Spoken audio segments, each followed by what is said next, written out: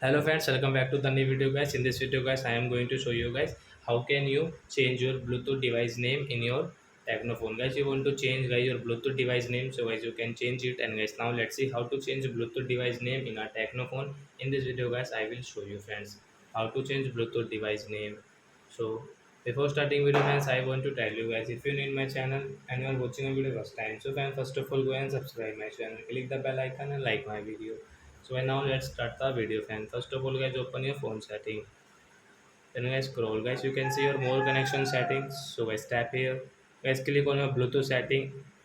And guys you can see your device name is not working guys. So guys first of all on your Bluetooth setting, then guys tap here to change it. So guys we will change, tap here and guys we will change into guys Tecno phone guys, and guys rename, tap here and guys come back.